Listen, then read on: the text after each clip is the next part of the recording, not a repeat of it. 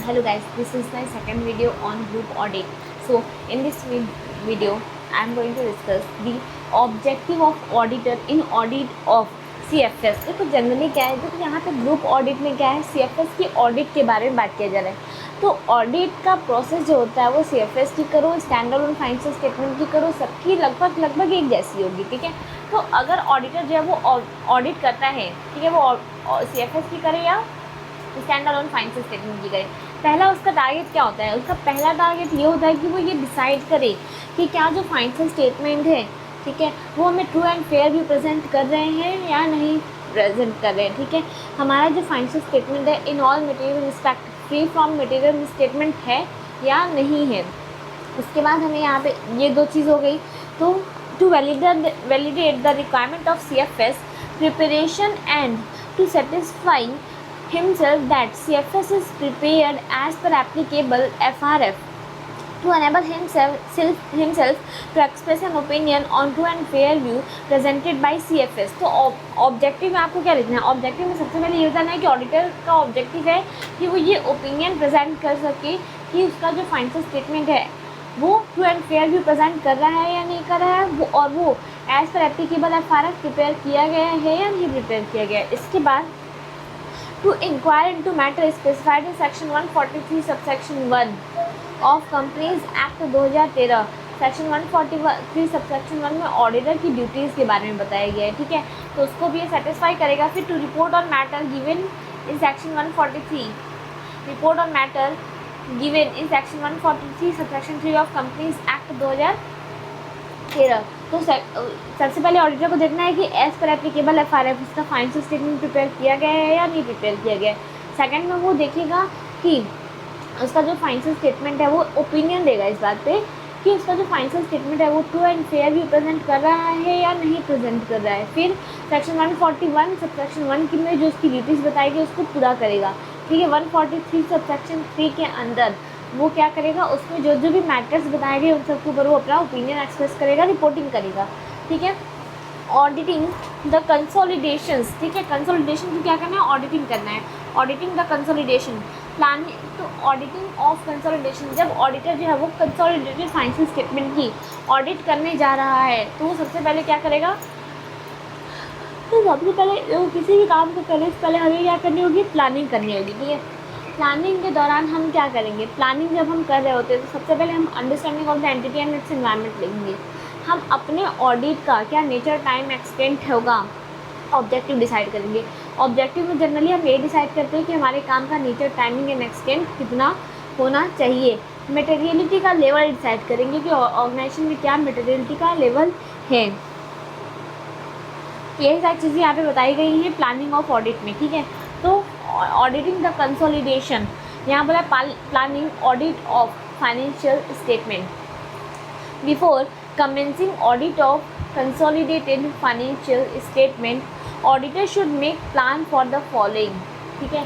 Consolidated financial statement की audit start करने से पहले ऑडिटर को क्या करना चाहिए, प्लान करना चाहिए। सबसे पहले understanding of the group structure, बताइए ग्रुप का स्ट्रक्चर क्या है, CFS का स्ट्रक्चर क्या है, and group wide control including the assessment of IT system, उसके ग्रुप का स्ट्रक्चर क्या है, IT सिस्टम कैसा है, इन सब चीज़ों की वो एनालिसिस करेगा, ठीक है, अंडरस्टैंडिंग ऑब्टेन करेगा।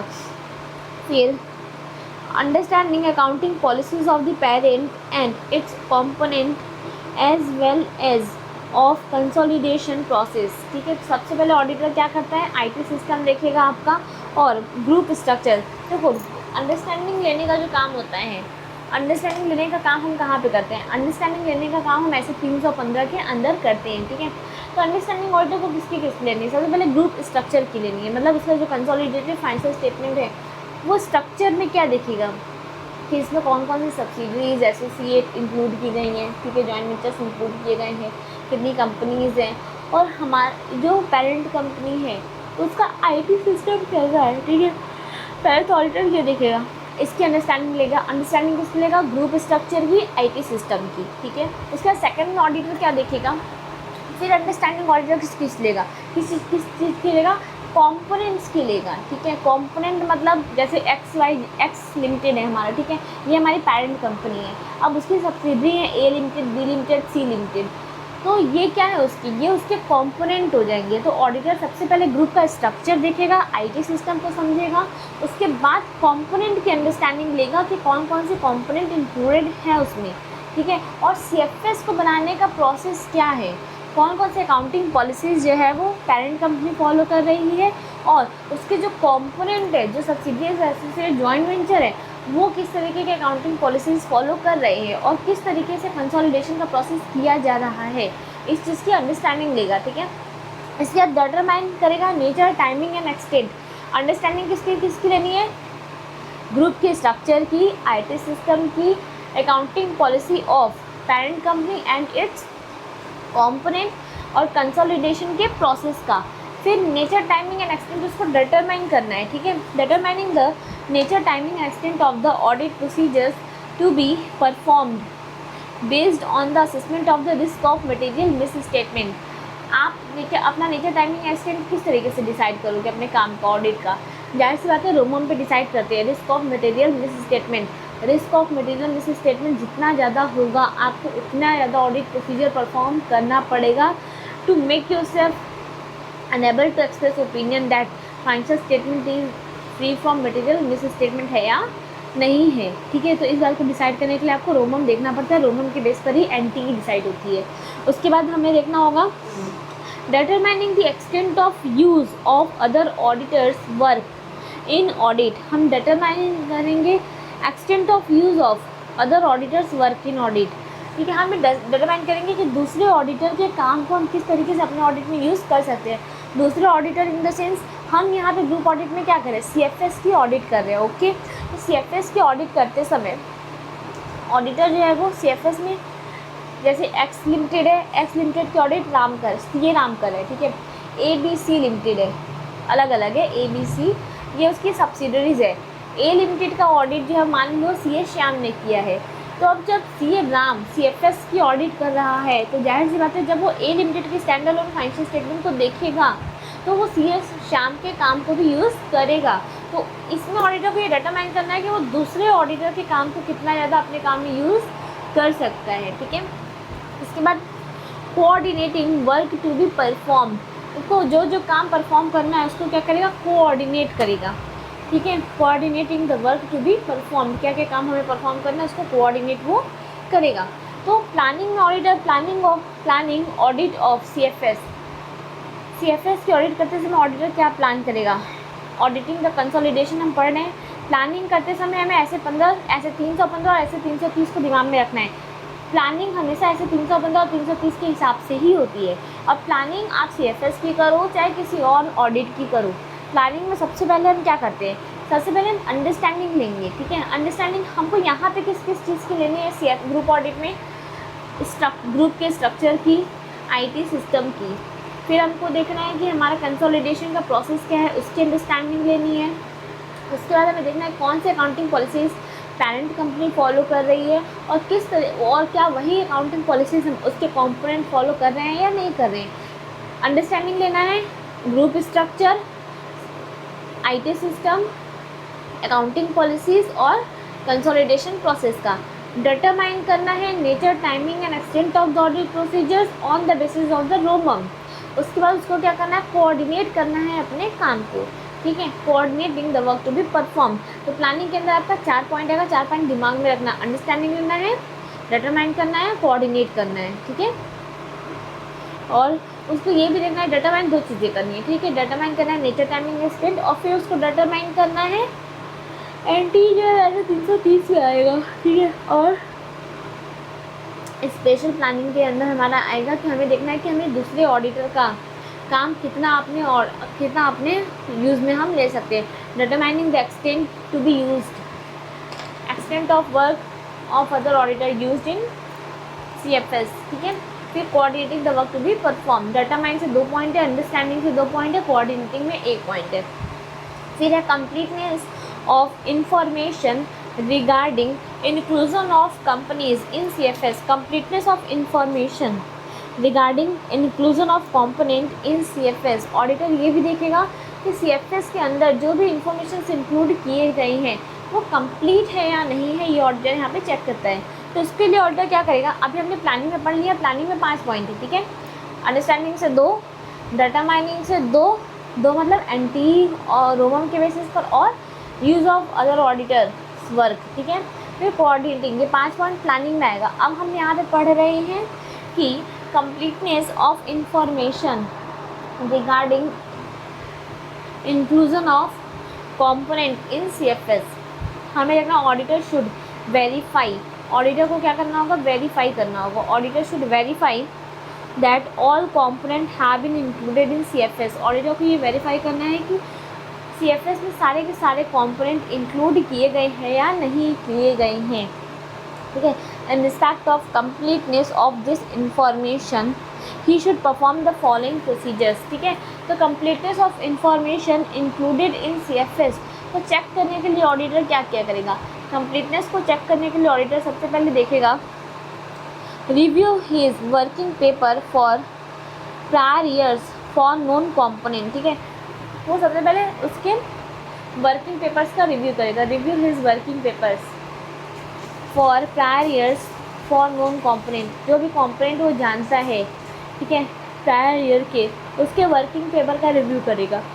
फिर रिव्यू करेगा वर्किंग पेपर प्रायर ईयर के, प्रायर पीरियड के। हमें यहाँ पे क्या क्या कंप्लीटनेस देखना है ना, तो कंप्लीटनेस देखने के लिए हम वर्किंग पेपर अपना देखेंगे कि लास्ट ईयर में हमने किन किन चीज़ों का इंक्लूजन किया गया था CFS में, क्या इस साल वही चीज़ें हैं या उससे ज़्यादा है, कम है, क्या है, कंपेयर करने के लिए वो वर्किंग पेपर का रिव्यू करता है, ठीक है।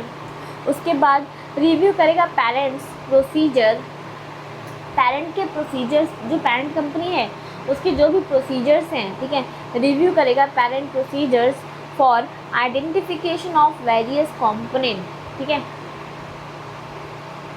अब हमारी जो पेरेंट कंपनी है, उसकी मैनेजमेंट जब CFS बना रही होती है तो हमने पढ़ा था कि रिस्पॉन्सिबिलिटी है मैनेजमेंट की कि वो क्या करेगी, कंपोनेंट को आइडेंटिफाई करेगी, क्या क्या कंपोनेंट CFS में इंक्लूड करे जाएंगे।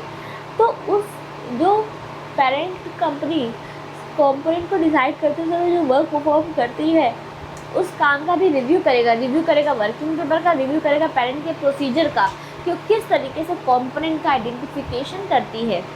उसके बाद मेक इंक्वायरीज ऑफ मैनेजमेंट से इंक्वायरी करना है, ठीक है, to identify any new component, किसी भी नए कंपोनेंट को आइडेंटिफाई करने के लिए, ठीक है, हम क्या करेंगे, मैनेजमेंट से इंक्वायरी करेंगे। Inquiries management to identify any new component. Review करेंगे इन्वेस्टमेंट ऑफ पेरेंट के इन्वेस्टमेंट का हम क्या करेंगे, रिव्यू करेंगे investment of parent and component to determine share holding in other entities जगह। Review investment of parent and investment of parent, हम parent के इन्वेस्टमेंट का रिव्यू करेंगे एंड कंपोनेंट और कंपोनेंट का रिव्यू करेंगे, ठीक है, to determine share holding in other entities.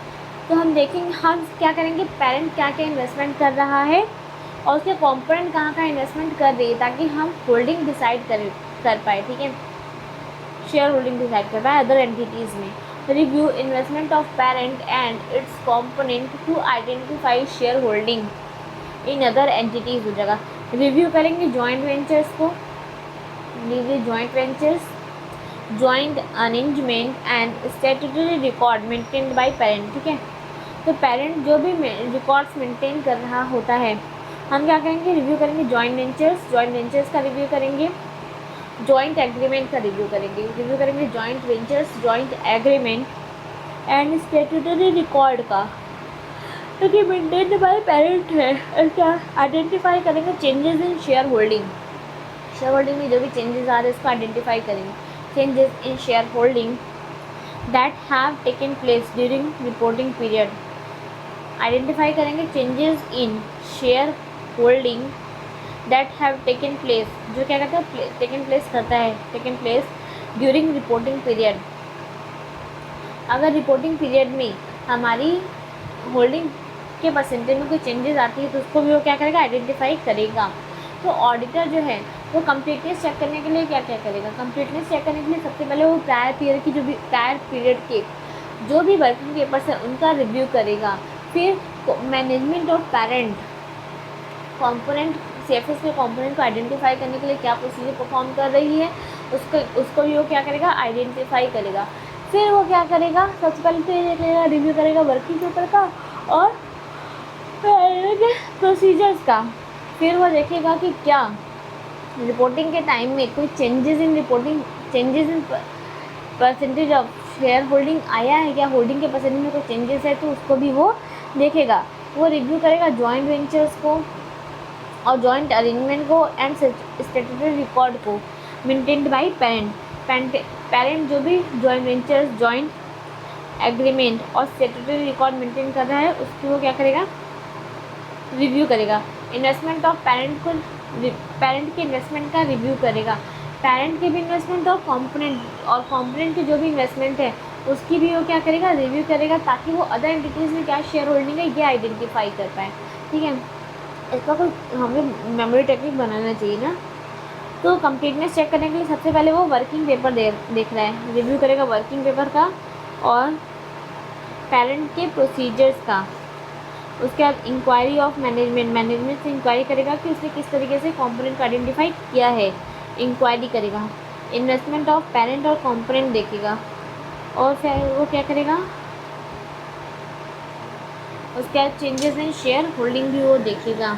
तो हमारा बन रहा है WPIIC, ICI WP बना सकते हैं। ठीक है, ICIWP वर्किंग पेपर का रिव्यू करना है और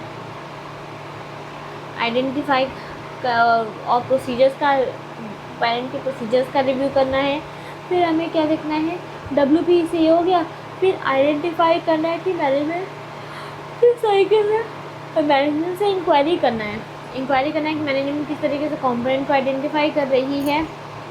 3 हो गया। इन्वेस्टमेंट ऑफ पेरेंट किस तरीके का, पेरेंट और कंपोनेंट का जो इन्वेस्टमेंट प्रोसीजर्स है उसको क्या करेगा, रिव्यू करेगा। फिर जॉइंट वेंचर, जॉइंट अरेंजमेंट और statutory record maintain by parent को उसको रिव्यू करेगा। चेंजेस इन शेयर होल्डिंग को आइडेंटिफाई करेगा। चेंजेस इन शेयर होल्डिंग को क्या करता है, आइडेंटिफाई करता है। फिर हमें देखना है permanent consolidation adjustment and current period consolidation adjustment. Permanent consolidation adjustment और करेंट पीरियड कंसोलिडेशन एडजस्टमेंट हमको देखना है।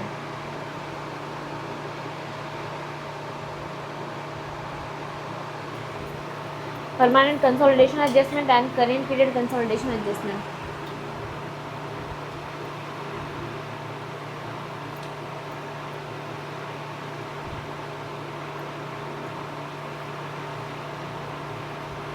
Permanent consolidation adjustment and current period consolidation, मतलब ऐसे कौन कौन से एडजस्टमेंट हैं CFS में जो कि परमानेंट नेचर के होते हैं और जो करेंट पीरियड के होते हैं।